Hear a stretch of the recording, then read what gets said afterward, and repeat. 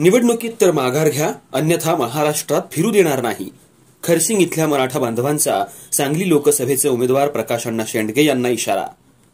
कवठे महांकाळ तालुक्यातल्या खरसिंगमध्ये ओबीसी बहुजन पार्टीच्या कार्यकर्त्यांना मराठा बांधवांकडून दमदाटी. सांगली लोकसभा मतदारसंघातले ओबीसी बहुजन पार्टीचे उमेदवार प्रकाश शेंडगे यांच्या गाडीला चपलेचा हार घातल्याची घटना ताजी असतानाच सांगली जिल्ह्यातल्या कवठे महांकाळ तालुक्यातल्या खरसिंग इथं त्यांचे कार्यकर्ते प्रचारासाठी गेले असताना तिथल्या मराठा समाजाच्या कार्यकर्त्यांनी त्यांना दमदाटी करून अपशब्द वापरले आणि प्रचार करण्यापासून थांबवण्यात आल्याची घटना या ठिकाणी घडली. याबाबतची माहिती प्रकाश शेंडगे यांनी दिली असून त्यांनी या घटनेचा तीव्र शब्दात निषेध केलाय. संविधानानं सगळ्यांकडे मत मागण्याचा अधिकार दिलाय.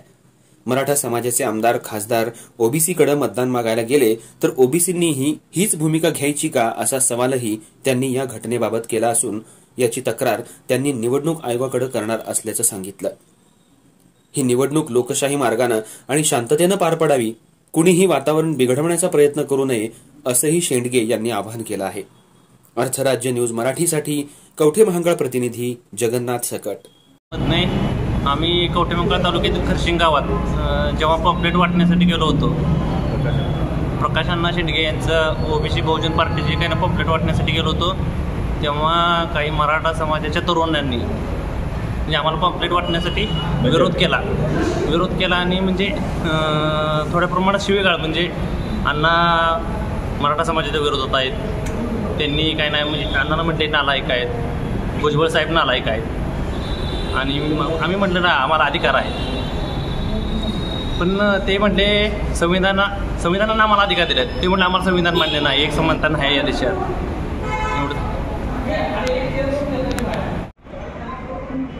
आज कवठे महांकाळ तालुक्यातील खरसिंग गावामध्ये ओबीसी बहुजन पार्टीचे आमचे कार्यकर्ते ज्यावेळी आमचं निवडणुकीचं प्रचार साहित्याचं वाटप करत असताना त्या ठिकाणी मराठा समाजाच्या कार्यकर्त्यांनी आमच्या कार्यकर्त्यांना त्या ठिकाणी दमदाटी करून त्याला थांबवण्यात आलं आणि त्यावेळी त्यांनी असे आरोप केले की प्रकाश शेंडगे हे मराठा आरक्षणाला विरोध करत आहेत, त्यामुळे त्यांना मराठा समाजाची मतं मागण्याचा मुळीच अधिकार नाही आहे, अशा प्रकारची वाक्य त्या ठिकाणी वापरली गेली. त्याचप्रमाणे प्रकाश अण्णा शेंडगे आणि भुजबळ हे दोघंही नालायक आहेत असेही त्यांनी त्या ठिकाणी आमच्या कार्यकर्त्यांना त्यांनी अपशब्द वापरले आणि त्यामुळं अशा प्रकारे तुम्हाला मतदान मागण्याचा अधिकारच नाही आहे.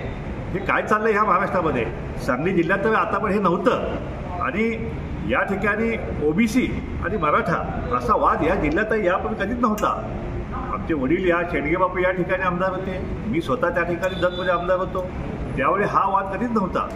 आणि वास्तविकता मराठा आरक्षणाला विरोध आम्ही कधी केलेला आहे? मराठा आरक्षणाला आम्ही कधीच विरोध केला नाही. आमचं म्हणणं एवढंच आहे की मराठा समाजाची मूळ मागणी जी आहे की 58 मोर्चाची मागणी आहे की कुठल्याही गरीब समाजाच्या आरक्षणाला धक्का न लावता त्यांना 50% वरचं आरक्षण पाहिजे.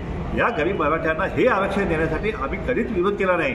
जो काय आम्ही विरोध केला तो जरांगीने जी मागणी केली की आम्हाला कुटुंबांचे दाखले द्या, 57 लाख कुटुंबाचे दाखले द्या आणि सरसकट सगळा मराठा समाजाला ओबीसीमध्ये घुसवा, त्याला मात्र आमचा विरोध जो आहे तो आजही आहे, कालही होता आणि उद्याही राहणारच आहे. निवडणूक येईल किंवा जाईल, पण आमची भूमिका जी आहे त्या भूमिकेमध्ये आमचा बदल होणार नाही. त्या ठिकाणी त्यांना आमच्या कार्यकर्त्यांनी सांगितले की संविधानाने प्रकाश अण्णा शेंडगेंना सर्व समाजाकडे मतदान मागण्याचा अधिकार दिलेला आहे. त्यावेळी त्यांनी स्पष्ट सांगितले की असं संविधान जे आहे ते आम्हाला मुळीच मान्य होणार नाही आणि त्यावेळी बरीच बाचाबाची त्या ठिकाणी झाली आणि शेवटी काही यांनी मध्यस्थी घेऊन ते वातावरण शांत केलं. परंतु हे जे काही सुरू झाले याच्यामध्ये की मराठा समाजाच्या मतदान जे आहे ते आम्ही मागायचं नाही, मग उद्या जर मराठा समाजाचे आमदार आणि खासदार जे आहेत ते जर ओबीसीनं मतदान मागायला गेले मग ओबीसीने काय तीच भूमिका घ्यायची का? हे महाराष्ट्रामध्ये काय होणार आहे? काय चाललं आहे महाराष्ट्रामध्ये? ह्या महाराष्ट्र पुरोगामी महाराष्ट्र आहे, फुले शाहू आंबेडकरांचा महाराष्ट्र आहे आणि यावेळी अशा प्रकारचे ओबीसी आणि मराठा समाजामध्ये जो काय वितंड माजवायचा काही मंडळी प्रयत्न करत आहेत त्याचा आम्ही जाहीर निषेध करतो. आम्ही निवडणूक आयोगाकडे याची तक्रार करणार आहे आणि माझी हात जोडून विनंती सगळ्या विरोधक सगळ्या उमेदवारांना आहे, सगळ्या समाज बांधवांना आहे की अशा प्रकारचं हे जे आहे घटना पुन्हा घडता कामा नये. कुणी कुठेही मतदान मागू शकतो, कुणी कुणालाही पॉम्पलेट त्यांचं प्रचार साहित्य देऊ शकतो. ही मुभा घटनेनं आपल्याला दिलेली आहे आणि म्हणून या सांगली जिल्ह्याचं वातावरण जे आहे ते कुणीही बिघडवायचा प्रयत्न करू नये. आमच्याकडून तसा प्रयत्न मुळीच होणार नाही आहे आणि शांततेनं ही निवडणूक जी आहे ती सर्वांनी मिळून शांततेने आणि लोकशाहीच्या मार्गानं ही पार पाडावी अशी माझी विनंती सगळ्या समाज घटकांना राहील.